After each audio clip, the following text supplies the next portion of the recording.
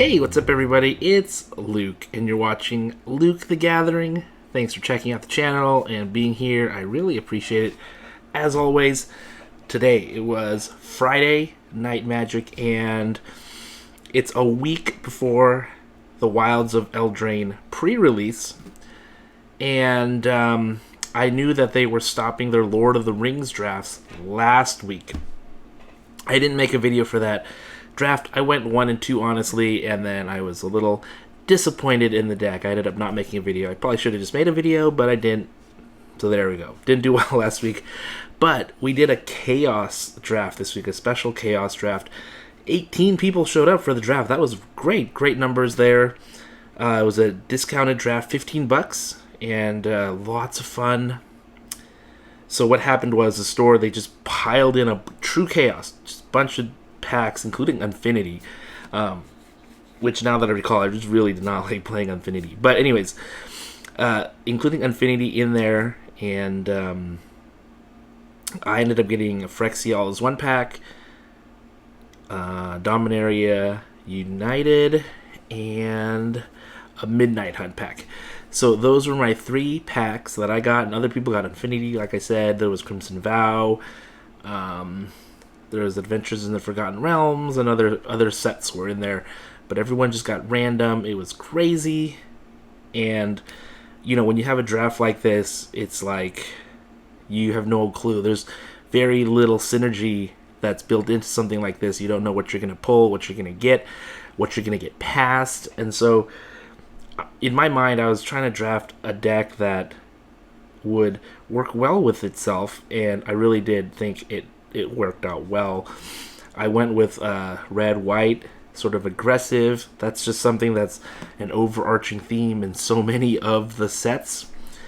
It's just a very common theme. Red-white is always sort of aggro-based, and so I went red-white. My packs had terrible rares. I didn't have any. I don't think I drafted any rares in my whole entire draft, just commons and uncommons. And I ended up going 3-0 with this one. The deck went fast, and it really rolled over just a lot of people. So very proud of the deck, and little guys were able to beat decks with much bigger threats in them. And so it was really awesome. Some of the cards were just huge game winners for me. So we're gonna check out some of the prizes at the end. One of them is a foil promo pack. That's awesome foil promo in here. Although I did see someone get a Meathook Massacre out of this foiled. Wish that was me, but it's okay. And for my prizing, I actually just went with Pokemon. I got Obsidian Flame. So I'll open these 3 at the end along with this foil promo pack for March of the Machine. And so we'll take a look at the deck and see what you think of it. So let's do that right now. All right, like I said, I went red-white aggro, which is Boros, or if you love Strixhaven, it's Lorehold. And we had You Come to a Knoll Camp. I'm going to go from worst cards to best performing cards. I actually never really drew this card very much. I think I drew it once, and I think it would have been fine because this has 2 modes. You can make 2 target creatures, you can make them can't block, so like that's huge for my aggro strategy. If you can make creatures on the other side not block you, obviously you can get in for huge damage, or you can give something +3/+1 till end of turn. Again, that's I think pretty good damage, and I'm trying to maximize damage. I think this was still a great card in the deck. I just never had to rely on it. Hoarding Ogre, fun one. This is from AFR. It's a 4-drop for 3/3, but he can make treasure tokens. 3/3 is a pretty decent stat line, although it is a 4-drop, so maybe not the best, but I remember playing with Hoarding Ogre before, and it was an okay card. Hoarding Ogre never really did anything for me this time around. That's fine. Quende, Pride of Femeref. This guy has Double Strike and gives creatures I control with First Strike Double Strike. And again, this was an okay card in the deck. I think the opponents had to watch out for this card. However, it wasn't like a huge difference maker in the deck. Some of the first strike things, or not first strike, but more double strike. Blink Dog. Um, I don't know. I thought this was just fine in the deck. Again, didn't perform too much. Jawbone Duelist, bunch of double strikers. They're not even first strikers. They already have double strikes. So what do I need the other guy for? But anyways, I was thinking it's sort of a Boros equipment deck. So, you throw some equipment onto double strikers and they become just much bigger threats. It was cool. I had a white dragon, uncommon from AFR. But this, I don't think, ever hit the field. 4/4 flyer for 6, but it taps down something. And it also stuns them. So that's kind of cool. This card I drew a lot. Made a big difference all the time. Kumano faces Kakazan. Great card. That one little plinky damage on the first step is great. All 3 modes I really took advantage of this time around. And so it was great. When you flip it, becomes a 2/2 haster. And the second part where exile stuff didn't really make a difference in this game, or didn't really do anything really. But being a 2/2 haste was good. Sunblade Samurai was surprisingly scary for opponents to play against. 4/4 for 5. But it does have vigilance and you can channel it. Never channeled it, actually always played it. This guy came out pretty often and was a tough cookie on the battlefield, really. Resolute Reinforcements, wonderful card. Wonderful card. This card either won me the game many times or made a turning point in the game big time. So like this flashes in, right? So for 2, I held up 2 mana. They had a 2/1 or 2 or 3/1 coming in to attack me. Flash in Resolute Reinforcements, kill their guy, which they thought they were gonna be able to keep, and then also still have another guy on the field. The other time I used this was they had one of those where you play the guy, you can sack it, and then I have to sack something. But in response, you play Resolute Reinforcements, have these guys come down, and then just sack the 1/1 token, and big deal. Yeah, this is a big deal. Great card. Perish Blade Trainee also did great. This guy ended up being a 4/4 at one point, or a 4/5 at one point, because they kept attacking with the training, kept getting +1/+1s, and then when this thing finally died, all those counters went to another creature, which was overwhelming for my opponents. Weary Prisoner, interesting card. It was fun. I actually got to play with my Day and Night token that I have, a wooden one. It's a nice one.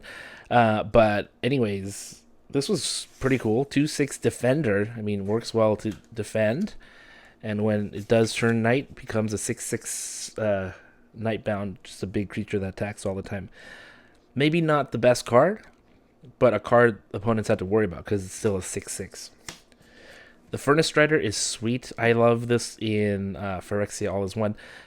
4/5 for 5. Comes with 2 oil counters. Oil counters don't really do much in this particular Chaos format, but what it does do is it does give this thing haste. So it's a 4/5 haster, which is great. Phoenix Chick, again, haste. Really nice for a 1-drop. This did really well for me in the early rounds of the tournament when I drew it a lot. Ballista Watcher is just a scary dude. 4/3. And if you pay 2 in a red, tapping it deals 1 damage to any target. Could be to their face, could be to their creatures, whatever it is. This is so good. And it's daybound. You go to night and it becomes 2 in a red, deals 1 to anything again. And then if it's a creature, they can't block. And this is a 5/5. So just huge. Really great card. Uprising Renegade was surprisingly good in my deck. It gets +2/+0 for each modified creature that I control. So anything with a +1/+1 counter, or if they're carrying equipment, they're modified.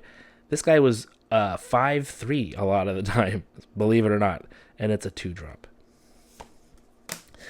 Just a great card overall. Kenra Spell Spear for 2 has trample and prowess. Whenever you cast a non-creature spell, it gets +1/+1 until the end of turn. With combat tricks and things like that, this thing just becomes amazing equipment too. And oftentimes I did pay the 2 because I didn't put any blue mana in to give it trample, ward 2, prowess, and prowess. So really great card. We're getting to the really great cards for me today. Morning Patrol. Again, just a little 3-drop. with vigilance, a 2/3, but you let it block something, it gets killed, and it turns into a 2/1 flying vigilance spirit soldier. That's great. If they can't deal with flyers, and if this thing has like equipment attached to it, it just becomes very, very difficult quickly for the opponent. My all-star, Valduk, Keeper of the Flame. This guy, when this guy carries equipment, your opponents just shudder with fear. It's just crazy.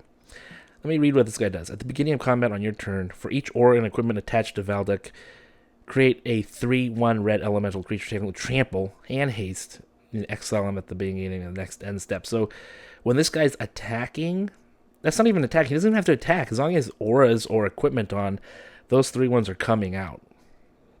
And he's coming to play. And he's just an uncommon. He was amazing for me. And the two cards that were just insanity with him. Beamtown Beatstick. You put this down on the first turn for 1, and then on the second turn, or a subsequent turn, I guess, not second turn, you equip him. If it's Valduk, he's not blockable. He gets a 3/1 to boot. Plus, when you hit the guy, you make a treasure token. That's just a lot. The other thing is this thing gives menace. So a lot of times early on, they can't block Valduk because he's too strong for 1, or they don't have 2, and they just cannot block. The Beamtown Beatstick has just been a killer card for me. And almost in the same way, Hero's Heirloom, the creature gets +2/+1, so they get a little more defense as well. And if it's legendary, they have trample and haste, and you can equip for 2. These two pieces of equipment were nightmares for my opponents today. Okay, we're getting to some removal. Hexgold Slash, this was just okay, but there's always low toughness creatures in limited, especially now in a chaos draft. So for 1 mana, this was great to get rid of them at instant speed, no less. This card was a game winner for me. Lunar Frenzy. Target creature you control gets +X/+O and First Strike and Trample till the end of turn. I mean, if I didn't have trouble drawing mana today, which was surprising to me. So oftentimes I would tap this, and then, X was 6 or 5 or 4, and it just made the beatdown really huge. And if it was on the Spell Sphere, which gets prowess, then this thing is really popping off. And it's amazing, and it's an instant speed. It's just incredible. I won at least 2 games with this card, and then there was once that I did get blown out because I cast this on a creature, and I thought it would make it through to win the game, but they responded by, removing the creature, which was, of course, a very smart move. Ended up winning the game anyways, but it would have been over a lot faster. Great card. And then this is an ultimate game winner, too. Stoke the Flames. This same thing, won me the game twice. It convokes, I don't care. I always hard-casted it. Stoke the Flames does 4 damage to any target. Just 4 flat damage anywhere. So amazing. So I really, really just had to do 16 points of damage to somebody just to make sure to get them to that point. And then if I drew this, and I did top decked this during one of the games when I really needed to do that, and I won with Stoke the Flames. It was amazing. So there we have it. Fun deck to play. Can't believe I went 3-0. Let's open some packs and see if we get anything good. Of course, we're looking for the Charizard in here. I know it's not super hard to get that Charizard. Yeah, watch me not pull it, of course. But the thing about it is still a cool-looking card. A very expensive card. Be nice to have. We got a Houndoom, Grand Bull, and a Dark Ray. So nothing really in that pack. Pack number 2. And then after this, of course, we're going to check out that promo pack for Magic. So maybe we'll get to see some. Oh, there's something in here. Dolive. And then, oh my gosh. What did we say? we pulled it. Charizard EX. And this is the crazy one. That's insane. Okay, that's insane. Still a $100 card. Going down like crazy, but I think it's still about $100 right now. Wow. Guess it is easy to pull. I mean, I'm pulling it. That's insanity. Okay, let's just see what we get. Masquerade. I don't even care anymore. Larvitar. Okay, that's a fun card. Toaded Scroll EX. Okay, cool. Wow, but what Charizard? What the heck? That is a beautiful card, though. Oh, that looks so good. Okay, let's go. I'm happy with that. Let's go to the foil promo pack that we got for participating in the Chaos Draft and see what we get in there. So we get Baral and Carry Zev. Okay, the team up cards. Halo Forger, one of the gold signposts, and Utter End. Exile target non-land permanent. That's pretty cool, Utter End. At instant speed in the Orzhov colors. So there we go. Overall, big win today, 3-0, and we got a Charizard. What? Can you believe it? That's crazy. Thanks for watching, guys. I'll see you next time.